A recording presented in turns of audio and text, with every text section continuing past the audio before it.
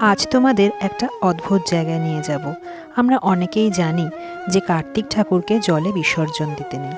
যদিও কার্তিক ঠাকুর বিসর্জন না হওয়ার বিষয়টি একটি সামাজিক প্রথা ও বিশ্বাসের উপর নির্ভরশীল, এর পিছনে নির্দিষ্ট কোনো শাস্ত্রীয় নিষেধাজ্ঞা নেই, কিন্তু তবুও সন্তানহীন দম্পতিরা সন্তান লাভের আশায় বা অনেক পরিবার কার্তিক ঠাকুরকে ঘরের সন্তান মনে করে পুজো করেন।